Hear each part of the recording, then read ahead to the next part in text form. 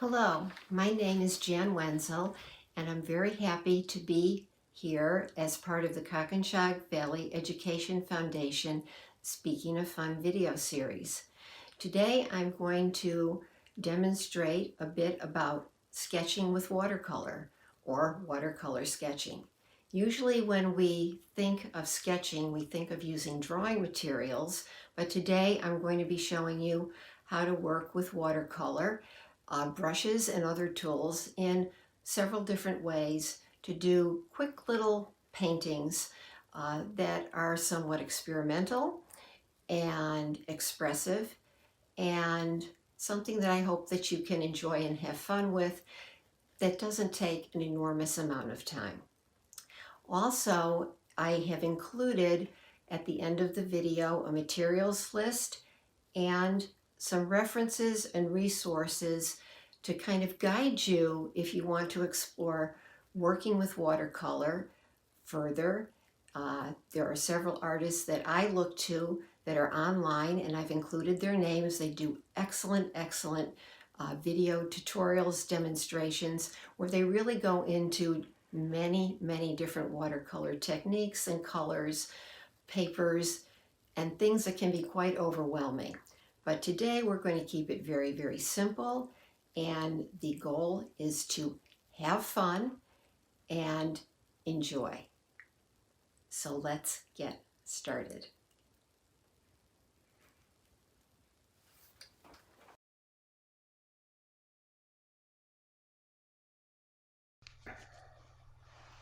Let's look at some of the materials and tools that can be used for watercolor sketching. Watercolor paint comes in three forms: pan watercolors, watercolor tubes, or concentrated liquid watercolor. Here are three examples of pan watercolors. In the lower left corner, I have my field watercolor set, which I use for painting on site. Because of its small size, it's great for traveling or painting outside. Next to my little field set is a larger pan set. On the far right is a basic 8-color school grade watercolor set by Prang that I will be using for my demonstration. My large palette holds wells for my tube watercolors. Both pan and tube watercolors are available in student and professional quality, although more colors are available as tube watercolors.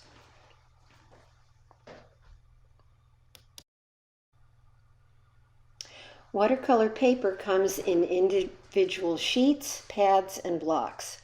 For small watercolors, the watercolor postcards from Strathmore are excellent, but you can also purchase small watercolor pads and even blocks. I'll be using 5 by 7 inch pieces of paper that I cut from an 11 by 14 inexpensive watercolor pad. It's important that the paper you use is made for watercolor paint and at least 140 pounds. This minimizes curling and buckling of the paper by the water.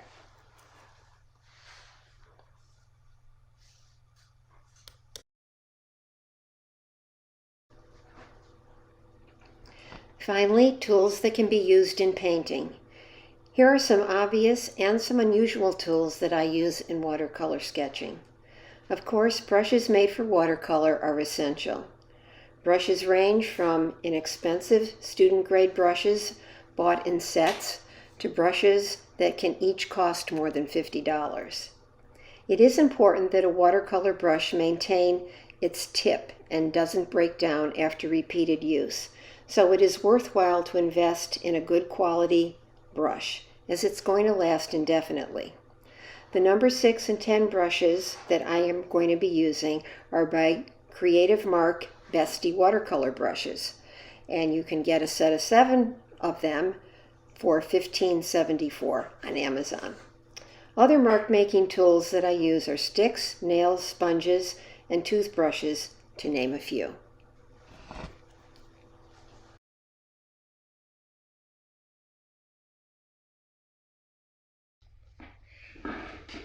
Before we get started on any final watercolor sketching examples, I would like to show you what you can do with some of the tools and materials that we talked about previously. So here I have 2 Prang watercolor sets. These are very reasonably priced, about $3. One, as you can see, is well used, and I'm spraying it with water to activate the watercolor. And I have a small piece of watercolor paper, 5 by 7 inches, and I'm going to demonstrate how to use some of the brushes. Right now I'm using a number 10 round brush, mixing up a fair amount of watercolor. As you can see, I'm not too concerned about dirtying my watercolors, and I'm putting down a pretty thick wash of watercolor. I have not wet my paper first, and there's a reason for this in watercolor sketching. You don't want the watercolor to flow too much. I've added a little bit more water, and you can see as I do that, I get what we call a gradation. I'm kind of using the water and diluting the paint a little bit more to blend one color into another, or take a darker color and lighten it. Now, using the number 10 brush, I'm also showing you how you can move from the point and put pressure on the brush to vary the thickness of your line. Doing a little bit of dabbing, which is good for leaves. Showing you how you can use the point. And again, the point of your brush, and just skim it across the paper to create fine lines. This again is a number 10 brush, and it's a pretty good watercolor brush. That's the one thing that I would recommend that you invest in, or you're not going to get a point. I just used a little bit of water and lightly dragged the brush across the paper to create what we call a dry brush effect. Now I've moved on to a number 6 brush. It's also a round. It's a little bit smaller, thinner. So you can see the line is thinner. And again, I'm moving from the point of the brush, putting some pressure on the bristles to thicken the line. And then again, I'm seeing what I can do, experimenting with mark making. And it's really a good idea before you start any watercolor painting, or just before you begin, period, to try to make your own marks. Try many, many different ways of using your brush. Right now I'm rolling the brush. So these are just a few of the ways you can use the brush. You can certainly come up with many, many more. And the last brush I want to show you is what we call a flat. And you'll notice that it is straight across, so it's going to make a nice flat edge or line. Again, thick to thin, varying how I use the edge of the brush, and then kind of use the full loaded brush. Loaded in watercolor terms means there's a lot of color on the brush. And short lines, using the edge of the brush. Again, you can experiment many, many different ways.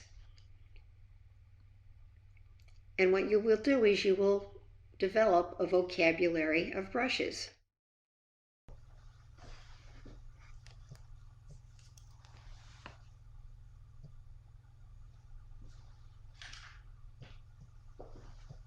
I'd like to show you some alternate tools you can use with watercolor to make different kinds of marks and get different kinds of effects.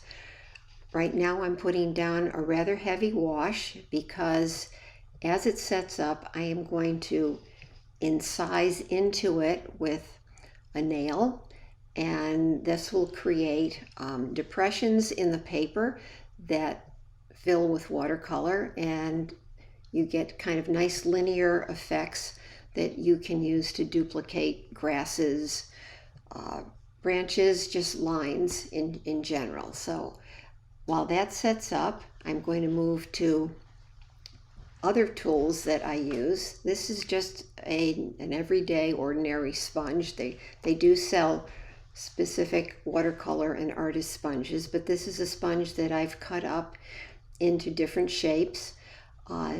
This one has kind of a triangular tip to it, and that is because I'm trying for kind of a leafy pattern, bush pattern type of thing. So I've cut a little bit of a point, as you can see. You can make these in different sizes, different shapes. And again, I'm kind of blending colors together on my palette so that it's not just one specific color. When you use an overlay of colors, you get a kind of a richness and actually more of a realism, because colors don't exist in nature in just one tone or value or hue. Now I'm using the sponge a different way, the edge of a sponge, just to show kind of a linear effect you can get.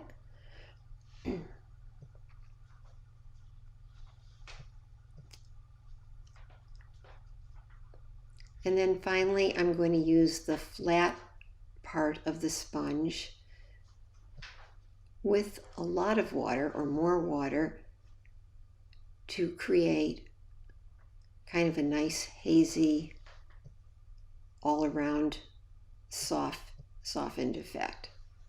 So again, as with the other tools, you can experiment with sponges to see how many different effects you can create. Now I'm going to incise, actually now I'm going to make lines with a regular plastic knife. Most artists, when they get right into this, invest in a palette knife, a metal knife, which you can use to do many, many different techniques. And now a nail. I'm incising back into that dark watercolor wash I originally put down. And you can see how the watercolor falls into the depressions that are made, creating these really, really neat lines. I'm putting another heavy wash down. We're going to try something else here.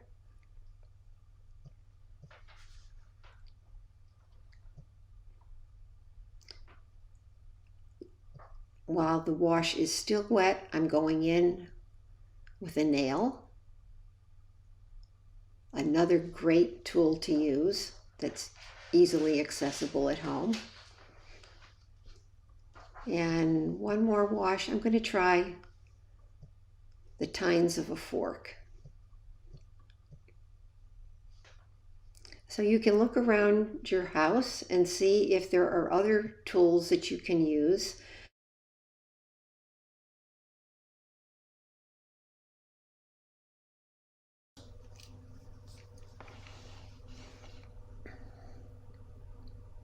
What I'd like to show you now is, to me, one of the coolest things you can do with watercolor and a unique tool, and that is to work with a tool that you make out of sticks you find in your yard.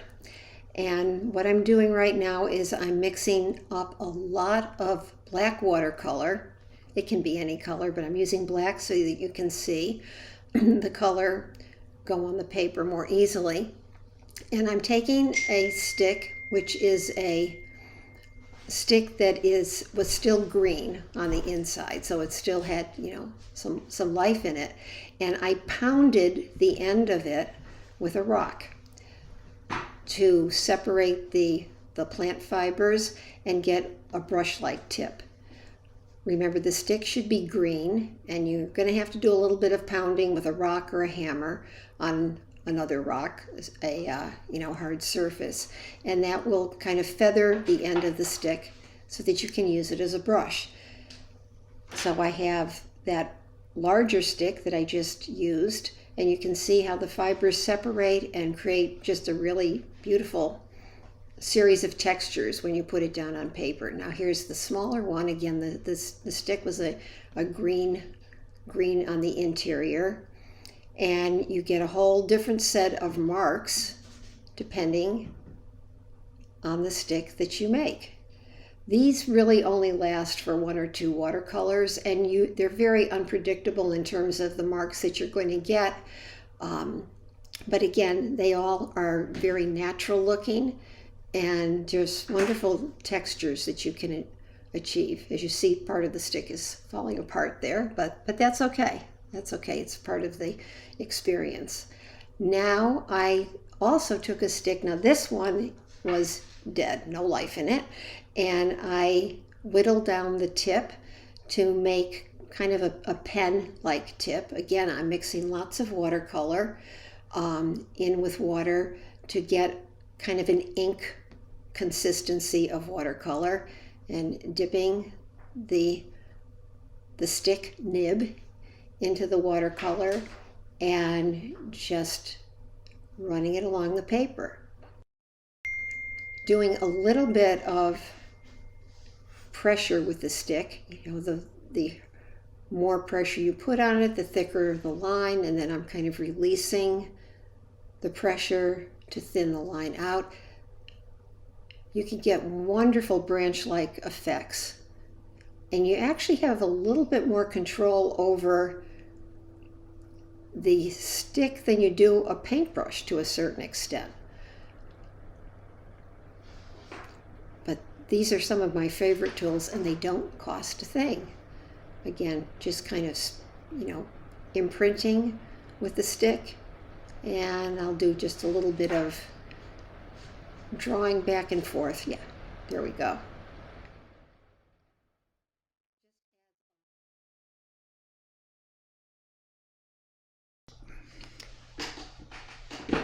What I have here is a reference photo that I'm going to work from for kind of inspiration. It's a photograph I took. I recommend that you take your own reference photos or use, you know, something that is very personal to you. Using the number 10 brush, I am just laying in a wash. Again, the paper's not wet, but I'm using a fair amount of water to get a lot of kind of fluid flow on the paper. And I am also going to limit this watercolor to 3 colors, the blue, the purple, and the brown. And limited palette is a good way to begin, because you are really restricted in looking for shapes and also looking for dark, light, and mid-tones. The other thing that you want to do is always leave some white of the paper. Now again, I'm working on a 5x7 sheet of 140-pound watercolor paper. This is a very reasonable size, and also this is reasonably priced. I got this watercolor paper, I believe, at Walmart or Michael's off a watercolor pad that I cut up. So this is not the best watercolor paper, but for our purposes, or working with children for quick watercolor sketching, it works very well. Also, I have my paper clipped to a board so that it doesn't shift or move. In many of the watercolor videos, you will see that the artists have taped their paper to a board so it won't buckle or curl. So I'm going back and forth using my different brush strokes, looking up, using my fingers, looking at the photo for reference. Again, not to try to duplicate the photo, but use it to get a feel for the colors, the lights and darks, and the different ways I might use my brush. So right now I am going back and forth using my brush loaded with a lot of color. Loaded again means when you have a lot of color on your brush, and then I'm kind of varying the brush strokes and moving from the point to more of the side of the brush to get a variety of brush strokes. Also, I'm overlapping colors slightly. This video is speeded up double in the time that I took to paint it, just so that we can get through the video and enough information. Now I'm going to my stick, and this is kind of a pen-like tool that I made out of a stick to try to get some long, skinny, broken lines. That's what the sticks are very good for, because the line kind of breaks up. And I'm using it because I'm doing trees. And now I'm going to my stick brush that I made, where I pounded the end of the stick so that the fibers of the stick spread, and I can use it as a brush. You can see some of the stick is kind of falling apart, so I'm just going to continue with it because, again, this is experimental, and you can see the variety of different marks I get. Again, a lot of broken marks, which are ideal for when you're doing, trees are natural items particularly. I'm putting in some very light feathery lines in the background just to kind of suggest what is behind the main trees that I had started to put in. And also the background wash has dried sufficiently so that as I put these little marks in, again, using a variety of marks, as I put those little marks in, they're not really spreading too much. So the paper has dried enough in the background. Again, you can't use a ton of water when you're doing these little watercolor sketches unless you want to take the time to let them dry and then go back and work on them, which you certainly can do. Now, this is also the kind of painting that you can do outside, en plein air, it's called, in full air. And again, the materials that I'm using are those that could easily be brought outside. I'm back to my very, very small number 6 brush now, putting in some more details.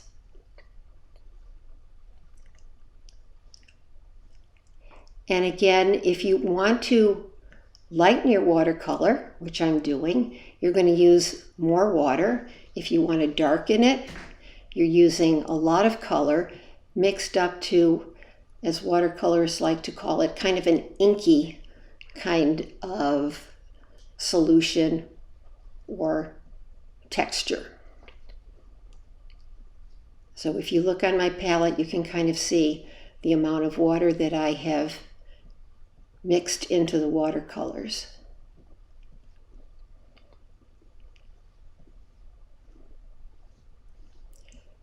In many ways, I'm using the paintbrush as a drawing tool, particularly when we put in these little fine lines.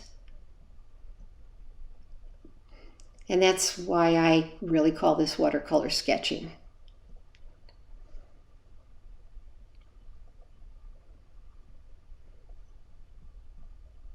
Also, as things go back, as you do the background, as things recede, you're going to find that your brush strokes hopefully become smaller. Things in the distance are smaller.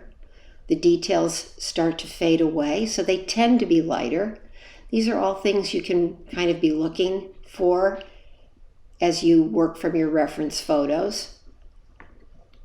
I also just sopped up some of the watercolor with a tissue. You can also kind of blend or stamp with a tissue.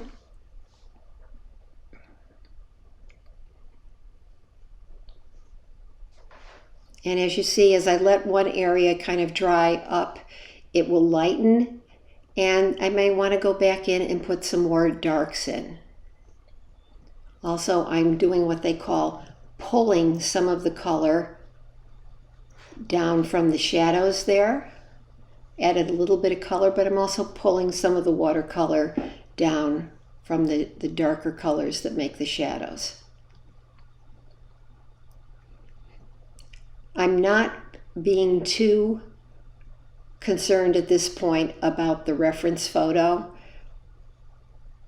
I think I've captured what I wanted to capture pretty well from the reference photo. The rest is playing around with, how I would kind of like the final watercolor to look. The color isn't super realistic. Again, I'm limiting it to 3 colors. I love to use color, so my watercolors tend to be brighter and bolder.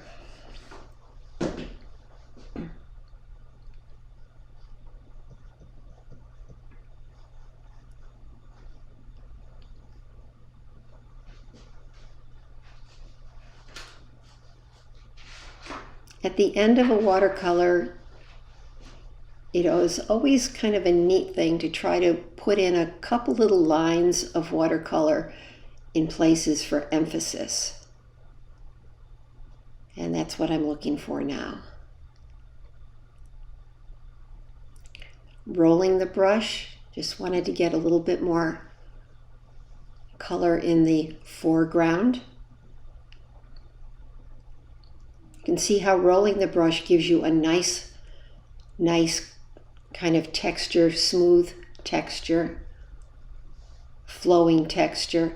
Again, look at how much white I've left. It's white paper makes the watercolor come to life.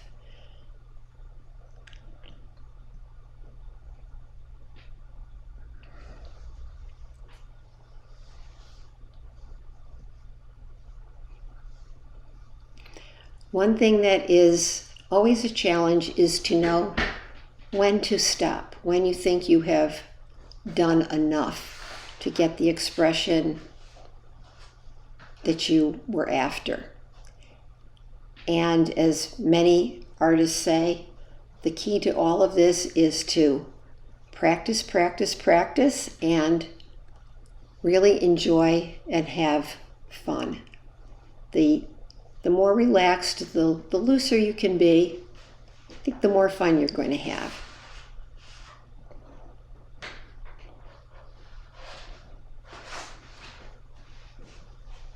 Again, I'm putting in some more darks for emphasis.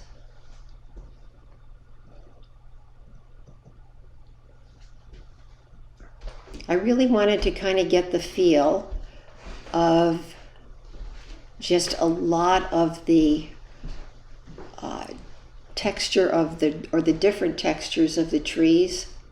The foreground trees being much sturdier, darker, and then the light, feathery kind of texture the tree branches create in the background.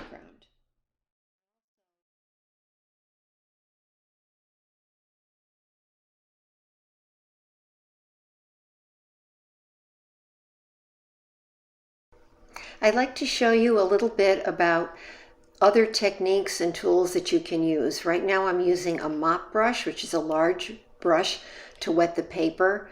Although I said that watercolor sketching is best done while the paper is not wet, I wanted to show you a little bit about how the watercolor can flow with slightly wet paper. So I wet it with a mop brush, or you could use a sponge. And right now I'm going to spatter with the paintbrush and paint onto the paper. Also, you can spatter with a toothbrush, an old toothbrush.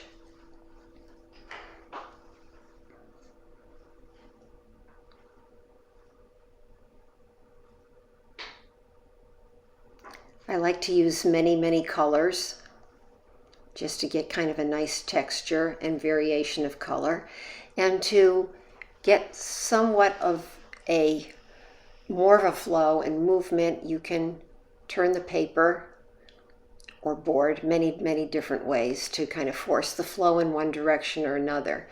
Again, this paper is not very wet, so you're not going to get a lot of flow, but I just wanted to demonstrate to you how you would go about doing that. And I'm adding a little bit more green. You might notice that very rarely do I use the colors straight out of the pans. I like to vary the color and enrich it a little bit by adding mixing bits of other color into the main color. Also, to lift the paint off the paper, a tissue works very well, and as long as the paper or the watercolor is wet, a lot of it will come back up. As you can see here, you can blot.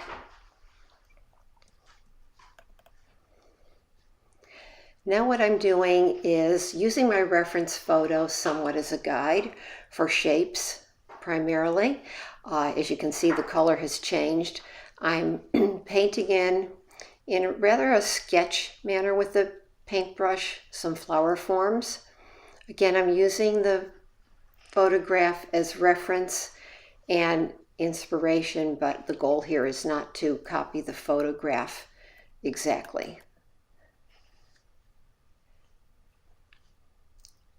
The watercolor is very, very wet, so I can mix other colors into it and see how the color flows. So I started out with some what we call medium tones or values, and now I am adding some dark.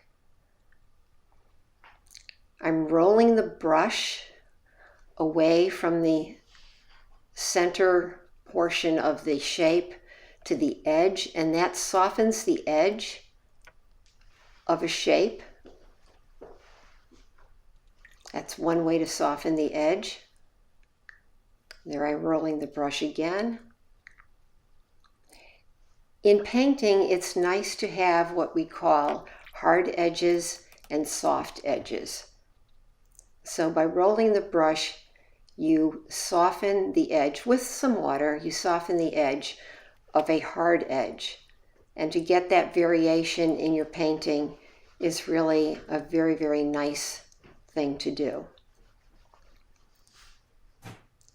Now, using the tip of the brush, you can see why it's very important to maintain a nice tip. I'm putting in some stems.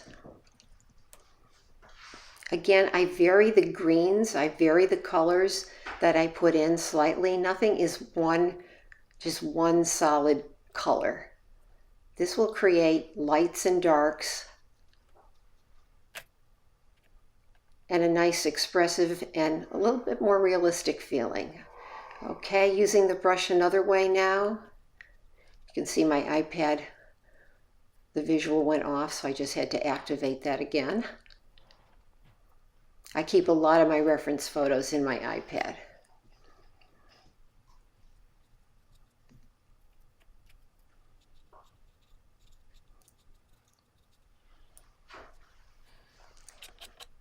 Now I'm using the nail to incise into the paper. You might recall that from the earlier demonstration. This gives, and also I'm using my fingernail there and my fingers to do a little bit of blending. I wouldn't ordinarily be using all of these tools and techniques in one painting, but I want to show you a variety and how they can be combined. I'm going back in and adding even more dark. As watercolor dries, it gets lighter. So as your watercolor starts to set up, you will most likely want to add some darker, we call them values, darker colors. I stay away from black.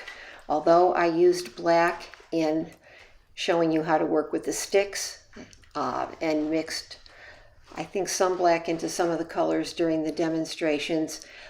When it comes to most subjects, I try to stay away from black, and I darken colors using browns and purples and dark blues, or a combination of those colors. That's just a recommendation, it's not a rule. So here are some more darks. I do look at the reference photo back and forth just to get a general idea of where the darks are located. And the more you're familiar with the subject, the more you will probably, understand naturally where you want to put some variation of color and your darks and lights. Also, think about light source. Where is the light coming from? Which, quite frankly, I haven't thought a lot about in this painting. I've been concentrating more on the techniques and getting something down rather quickly. I'm going to go back to spatter again.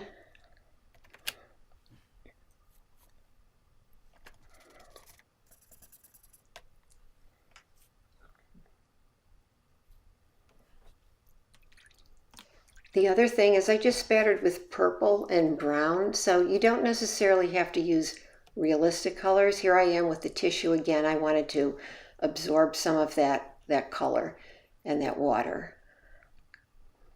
Trying to put a little bit of yellow in, but the paint is not quite dry yet, so the yellow isn't going down exactly the way I would want it to, but that's okay. It's all about experimentation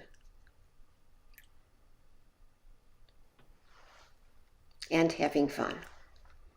Right now I'm lifting color off the paper, and I did that by wetting where I wanted the color to be lifted from with clear water, letting it sit a little bit, and then using a clean brush, you just absorb the color back into the brush. You can also use a sponge for this. You can also use a tissue. If you're wetting a specific area, you should be able to use a tissue to do that.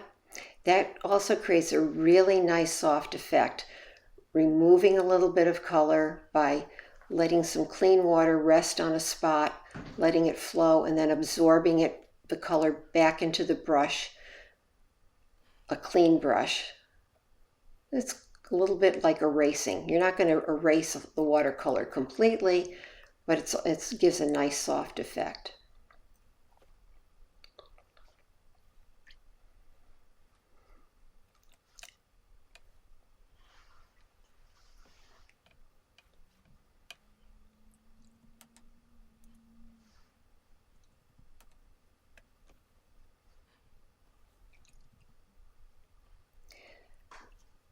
I'm also trying to what we call balance my colors. So right now you're seeing me put, some golden kind of yellow up above. That's just to bring some of the yellow that's, so concentrated below into the upper part of the painting, so that the color really travels around the painting in different quantities, in different amounts. So there's just like a touch of yellow. What it does, it kind of ties one part of the painting to the other. And there we go.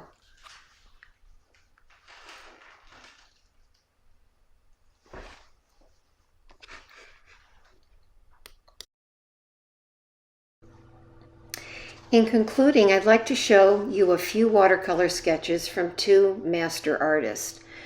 Turner is the most recognized English artist of the 19th century. He's known for his historical marine paintings, and he spent his leisure time watercolor sketching the natural elements of sea and air. His quick watercolor studies were ahead of his time in terms of their freedom of expression and his dynamic brushwork. And there is evidence that Monet, upon seeing Turner's work in an exhibition, was so affected by Turner's style that it led Monet himself to develop Impressionism. David Hockney, whose work has spanned from the middle of the 20th century to currently, has returned to his roots to live in Yorkshire County, England, where he continues to explore the countryside he so loves. These watercolor and marker sketches were done on site and are from his Yorkshire sketchbook series. Hockney credits Turner as one of his inspirations. As you can see, both artists have kept their small sketch paintings very loose and experimental. I've also listed some of the materials and resources that I used in this video, keeping in mind that a variety of professional quality materials can be purchased at stores such as Dick Blick and Jerry's Artorama. Thank you to CVEF for sponsoring this wonderful series for the community.